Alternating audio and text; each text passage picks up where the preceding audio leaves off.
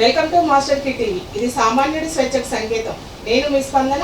డీటెయిల్స్లోకి వెళ్తే, వరి ధాన్యం కొనుగోలు చేసిన 3 రోజుల్లోనే రైతుల ఖాతాల్లో నగదు జమ చేస్తున్న రైతులను ప్రతిపక్షాలు భయభ్రాంతులకు గురి చేస్తున్నారని డిప్యూటీ సీఎం బట్టి విక్రమార్క అన్నారు. రైతులను ఇబ్బంది పెట్టేందుకే రాజకీయాలను వాడొద్దని ప్రతిపక్షాలకు డిప్యూటీ సీఎం హితవు పలికారు. రాష్ట్రంలో అసలు ధాన్యమే కొనుగోలు చేయడం లేదని, కళ్ళాల్లో ధాన్యం తడిసి ముద్దవుతుందని బీఆర్ఎస్ బీజేపీ నేతలు అబద్ధాలు ప్రచారం చేస్తున్నారని విమర్శించారు.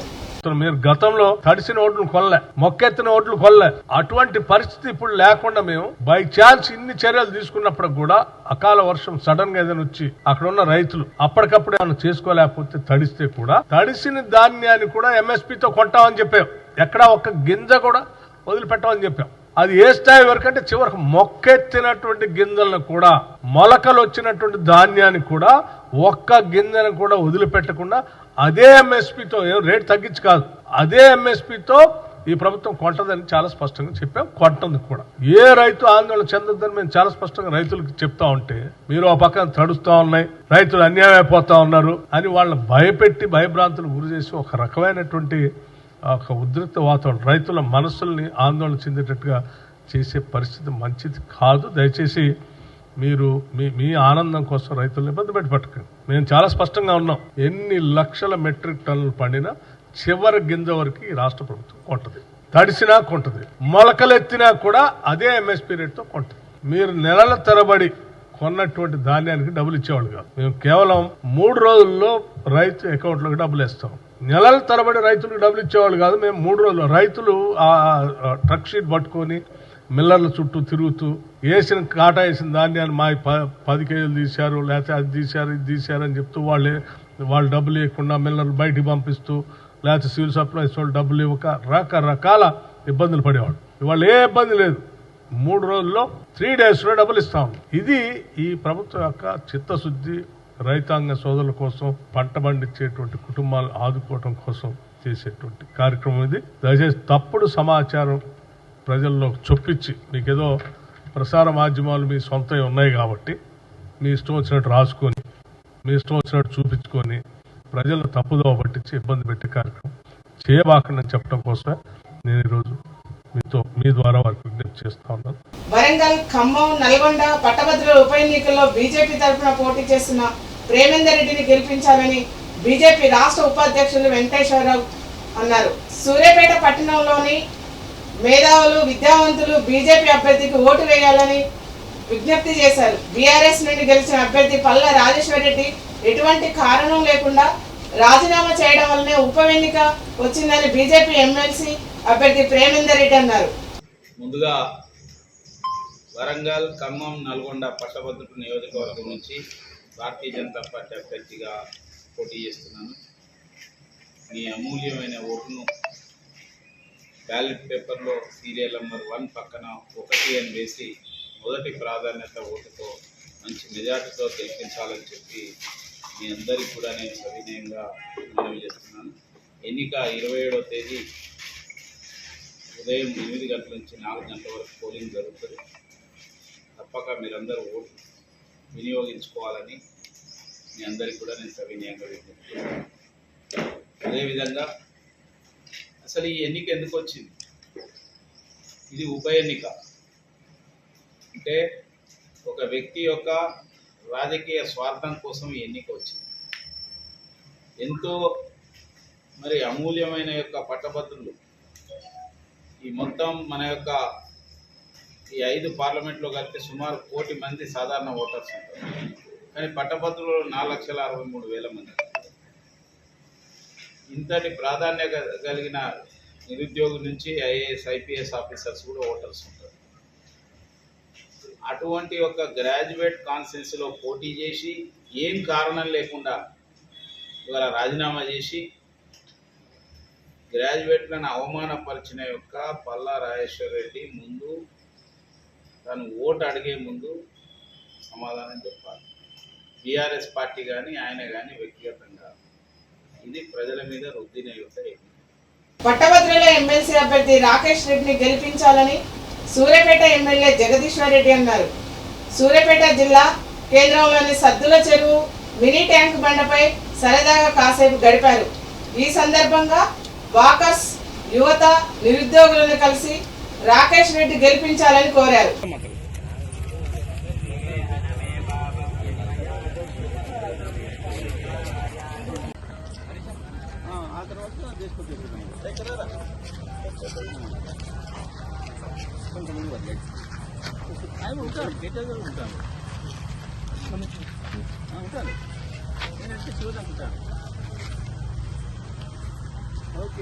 హ్యూమన్ ట్రాపింగ్ గ్యాంగ్ గుట్టురట్టు చేసిన విశాఖ పోలీసులు విదేశాల్లో డేటా ఎంట్రీ జాబ్స్ పేరిట కంబోడియా, మయన్మార్, బ్యాంకాక్ దేశాలకు పంపి అక్కడి నుంచి చైనా కంపెనీలకు తరలిస్తున్న మూటను అరెస్ట్ చేశారు.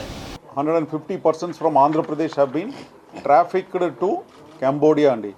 క్యాంబోడియాలో తీసుకువెళ్ళేసి వీళ్ళ ద్వారా అక్కడ మన వేరియస్ ఆన్లైన్ స్కామ్స్ ఏదైతే ఉందో అదంతా కూడా బలవంతంగా వీళ్ళని ఒక రూమ్లో కూర్చోపెట్టేసి వాళ్ళకి భోజనాలు ఇవ్వకుండా ఈ విధంగా వాళ్ళ మీద ఒత్తిడి తీసుకొచ్చేసి వాళ్ళ ద్వారా ఇండియాలో స్కామ్స్ నడిపించటం. ఇండియాలో ఆన్లైన్ స్కామ్స్, డిఫరెంట్ స్కామ్స్ ఏదైతే ఉందో like job scam, online FedEx scam ఉంది, ఫెడెక్స్ కొరియర్ స్కామ్ మీ అందరికీ తెలిసిన విషయమే.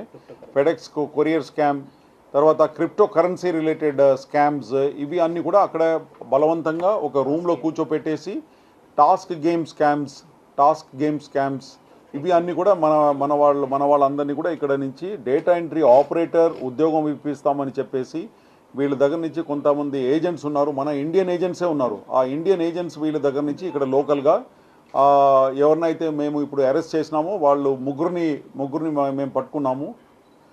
వాళ్ళు వీళ్ళ దగ్గర నుంచి అన్ఎంప్లాయిడ్ యూత్ దగ్గర నుంచి 1.5 lakhs చొప్పున కలెక్ట్ చేసుకొని తర్వాత 1.5 lakhsలో 80,000 క్యాంబోడియా వాళ్ళకి ఇస్తారు. ఎవరికి? క్యాంబోడియా వాళ్ళకు.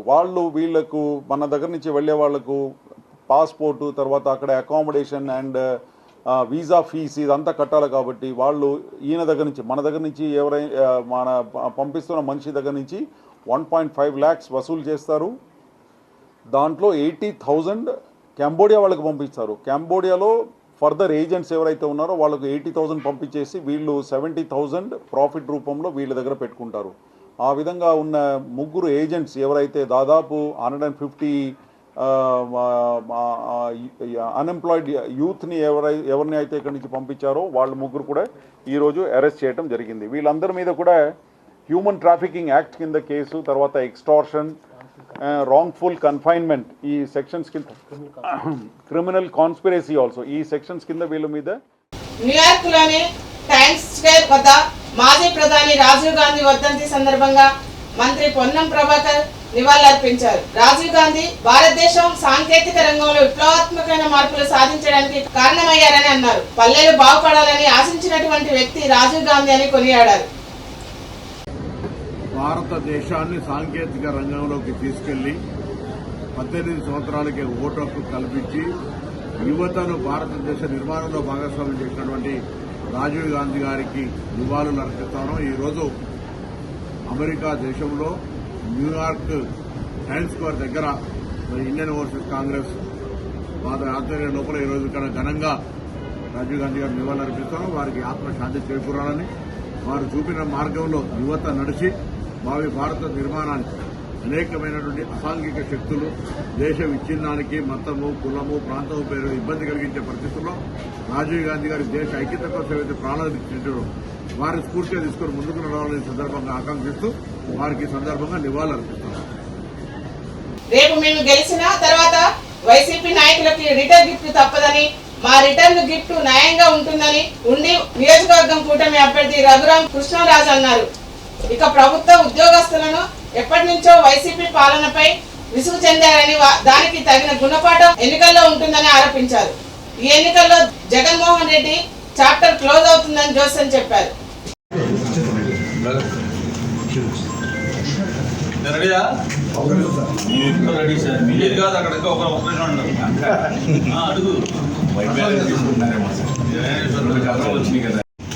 ఎవరైనా అదే మాట్లాడతారు. కృష్ణారాయణ గారికి అంతరంగం పూర్తిగా తెలుసు. ఎవరైనా కూడా అదే మాట అంటారు. రోమ్ నగరం తగబడతామంటే పిడేలు వాయించాడంట నీరో చక్రవర్తి. ఆ నీరో చక్రవర్తి బాబులు అంటాడు జగన్మోహన్ రెడ్డి. కావాలని అతను బయటికి వెళ్ళినప్పుడే ఇలాంటి విధ్వంసాలన్నీ ప్లాన్ చేస్తాడు. గతంలో బయటికి వెళ్ళాడు, స్కెచ్ చేసుకున్నాడు, చంద్రబాబు నాయుడు గారిని అక్రమంగా అరెస్ట్ చేశాడు. బయటికి వెళ్ళాడంటే నీకు హత్య చేసేవాడు ఒక ఎలిపి కోసం ఏదో హాస్పిటల్లో జాయిన్ అవుతాడు. వాళ్ళ సినిమాల్లో చూశాను కదా, అదే మోడల్ ఈ జగన్మోహన్ రెడ్డిని కూడా ఏదో ప్లాన్ చేశాడు. వీళ్ళందరినీ ఈ హింసగా అన్నింటికి స్కెచ్ చేసుకుని వెళ్ళాడు. సాక్షాత్తు పిన్నెల్లి ఈవీఎం ధ్వంసం చేస్తూ వీడియో కానీ ఎటువంటి చర్య తీసుకోవాలంటారు సార్? 2 సంవత్సరాల కారాగార శిక్ష అయితే ఉంది చట్టంలో. ఆ 2 సంవత్సరాల కారాగార శిక్ష అయిపోతే కదా డిస్క్వాలిఫై అవుతాడు. అతను ఇంకా సుమంగళ సినిమాలో నాగేశ్వరరావు ఎలాగా పనికిరాడు, ఏదైనా ఎన్నికలకి అయితే పనికిరాడు. అలాగే సార్ సుబ్బారెడ్డి గారు ముహూర్తం కూడా ప్రకటించారు ప్రమాణ స్వీకారానికి సంబంధించి. దీన్ని ఆ కాన్ఫిడెన్స్ మీరు ఎట్లా చూస్తున్నారు? అది కాన్ఫిడెన్స్ కాదమ్మా. Subbareddy is the most intelligent guy. సుబ్బారెడ్డికి ఎత్తిపోయిందని తెలుసు, చాలా మందికి చెప్పాడు కూడా. కానీ జగన్మోహన్ రెడ్డి ఈ స్కెచ్ మీరు అందరూ చెప్పాలరా అని చెప్పాడు కాబట్టి పాపం అతని చేతిలో పావుగా చెప్తున్నాడు తప్ప, మీరు ఎక్కడ కలిసినప్పుడు ఏంటి సార్ అన్నారంటే లైట్ తీసుకోమని మీకే చెప్తున్నారు. గ్రామాల్లోని సర్పంచుల పెండింగ్ బిల్లులను వెంటనే విడుదల చేయాలని తెలంగాణ రాష్ట్ర సర్పంచుల సంఘం రాష్ట్ర అధ్యక్షులు యాదయ్య గౌడ్ ప్రభుత్వాన్ని డిమాండ్ చేశారు. బీఆర్ఎస్ పార్టీ సర్పంచులు ఎక్కువగా ఉన్నారనే కక్ష సాధింపు చర్యలకు పాల్పడుతుందని ఆవేదన వ్యక్తం చేశారు. పెండింగ్ బిల్లులను వెంటనే విడుదల చేయాలని, లేకపోతే వచ్చే ఎన్నికల్లో కాంగ్రెస్ పార్టీకి తగిన బుద్ధి చెప్తామని హెచ్చరించారు.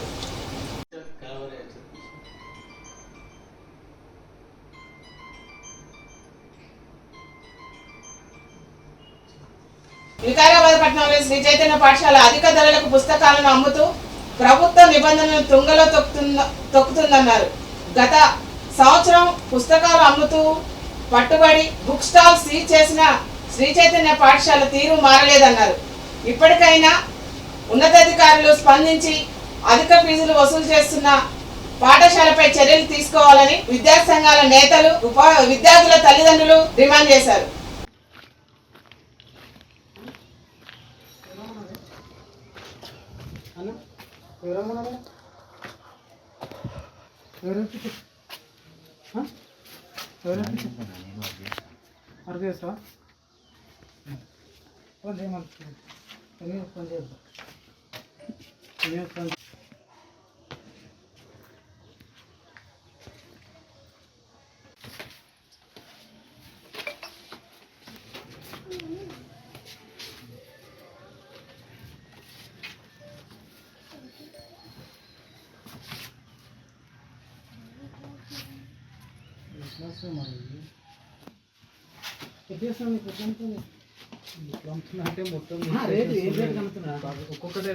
రైతుల ఓట్లతో గద్దెనెక్కిన కాంగ్రెస్ అదే రైతులను నట్టేట ముంచిందని వనపర్తి జిల్లా BRS media convener Nandimalla Ashok విమర్శించారు. రైతు డిక్లరేషన్ పేరిట భారీ సభ పెట్టి బోనస్ ఇస్తామని అబద్ధాలు చెప్పారని ఆరోపించారు. ప్రభుత్వం వెంటనే రైతుల రుణమాఫీ చేయాలని డిమాండ్ చేశారు. కాంగ్రెస్ ప్రభుత్వం అమలు కాని హామీలు ఇచ్చి ఇవాళ రైతులను, మహిళలను నానా కోసం పెడతా ఉన్నది. ముఖ్యంగా రైతులకు ఇచ్చినటువంటి హామీలన్నిటి కూడా తుంగలో దొక్కి ఇప్పుడు ప్రధానంగా రైతుల ఉసురు పోసుకుంటున్న ప్రభుత్వం ఏదైనా ఉందంటే అది కాంగ్రెస్ ప్రభుత్వం అని చెప్పాలి. ఇవాళ రైతులకు అనేక హామీలు ఇచ్చింది. గత ప్రభుత్వంలో ధాన్యాన్ని మద్దతు ధరతో కొనుగోలు చేస్తే వీళ్ళు ఎన్నికల్లో గెలవడానికి రైతులకు ఇవాళ మద్దతు ధరతో పాటు వరి ధాన్యం మీద 500 బోనస్ ప్రతి క్వింటాల్కి ఇచ్చి కొంటామని ఆ రోజు చెప్పడం జరిగింది. రైతులు నమ్మడం జరిగింది.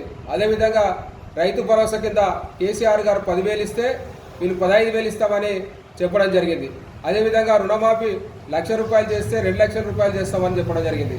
ఈ విధంగా రైతులు అన్ని విధాలుగా మోసం చేసి ఓట్లు వేసుకున్న తర్వాత రైతులకు ఇచ్చిన హామీలన్నిటిని కూడా ఒక్కొక్కటిని అన్నిటిని కూడా తిలోదకాలు ఇస్తూ రైతులను నానా హరికోస పెడుతున్న ప్రభుత్వం కాంగ్రెస్ ప్రభుత్వాన్ని ఈ సందర్భంగా బీఆర్ఎస్ భావిస్తూ ఉన్నది.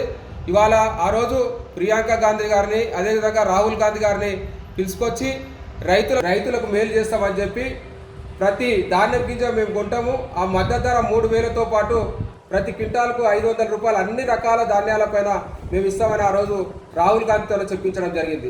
అదేవిధంగా చెరుకు రైతులకు కూడా 850 రూపాయలు క్వింటాల్కు బోనస్ ఇస్తామని చెప్పడం జరిగింది. అదేవిధంగా మొక్కజొన్నకు 330 రూపాయలు బోనస్ ఇస్తామని చెప్పడం జరిగింది. అదేవిధంగా పప్పు ధాన్యాల మీద 350 రూపాయలు ఇస్తామని చెప్పింది. మొక్కజొన్న అన్నిటి కూడా ఇవాళ అన్ని రైతులు పండించే ప్రతి పంట మీద ఆ మద్దతు ధరతో పాటు బోనస్ ఇస్తామని ఈరోజు మోసం చేయడం జరిగింది. ఇవాళ ప్రభుత్వం ఏమంటుందంటే ఇవాళ మేము రైతులకు బోనస్ ఇస్తామని చెప్పినాం, అది కేవలం సన్న వడ్లకు మాత్రమే ఇస్తామని ఇవాళ పేపర్ ప్రకటనలు ఇవ్వడం జరుగుతూ ఉంది. అంటే ఇది ఖచ్చితంగా రైతులను మోసం చేయడం అని కూడా ఈ సందర్భంగా మనవి చేస్తూ ఉన్నాం. ఇవాళ రైతులు ఈ తెలంగాణ రాష్ట్రంలో దొడ్డు వడ్లు దాదాపు 90% ఈ రాష్ట్రంలో పండుతాయి, కేవలం 10% మాత్రమే సన్న వడ్లు పండుతాయి. ఈ సన్న వడ్లకు మాత్రమే ఇచ్చి మిగతా వాళ్ళందరినీ కూడా దగా చేయడాన్ని బీఆర్ఎస్ పార్టీ తీవ్రంగా ఖండిస్తూ ఉన్నది. ఖచ్చితంగా మీరు ఇచ్చిన హామీ ప్రకారం ఈ తెలంగాణ రాష్ట్రంలో పండే వరి ధాన్యాన్ని మొత్తానికి కూడా 500 బోనస్ మద్దతు ధరతో కూడా బోనస్ ఇవ్వాలని బీఆర్ఎస్ పార్టీ డిమాండ్ చేస్తూ ఉన్నది. ఇవాళ ఈ రాష్ట్రంలో దాదాపు 1,20 లక్షల టన్నుల ధాన్యం పడుతూ ఉంటుంది. దీని అందరికీ కూడా బోనస్ ఇవ్వాలంటే దాదాపు 6,000 కోట్ల రూపాయలు అవుతాయి. ఈ 6,000 కోట్ల రూపాయల్లో వీళ్ళన్న ప్రకారం సన్న వడ్లకు మాత్రమే 500 బోనస్ ఇస్తే కేవలం 500 కోట్లు మాత్రమే అవుతాయి. అంటే వీళ్ళు ఒప్పుకున్న ప్రకారం 5,500 కోట్లు రైతులకు ఎగనామం పెడతా ఉంది. అదేవిధంగా రైతు భరోసా కింద ఇవాళ 15,000 రూపాయలు ఇస్తామన్నారు. కానీ ఇప్పుడు నేటికి కూడా 5,000 మాత్రమే, గత ప్రభుత్వంలో ఇచ్చినట్టే 5,000 మాత్రమే ఇచ్చింది. అది కూడా కొంతమందికి ఇవ్వడం జరిగింది. విశాఖ లింగంపల్లి జన్మభూమి రైలును విశాఖలో నిలిపివేశారు. ఉదయం 6:20 బయలుదేరిన 2 నిమిషాలకే ఏసీ బోగి లింక్ తెగింది. దీంతో వెంటనే అప్రమత్తమైన రైల్వే సిబ్బంది రైలు విశాఖ స్టేషన్ కు తీసుకొచ్చారు. సాంకేతిక సమస్యతో 2 బోగీలు రైలు నుంచి విడిపోయాయని అధికారులు తెలిపారు. బోగీల లింకును సరిచేసిన అనంతరం 9:30 గంటలకు రైలు బయలుదేరింది. ప్రస్తుతం జన్మభూమి రైలు 3 గంటల పైగా ఆలస్యంగా నడుస్తుంది.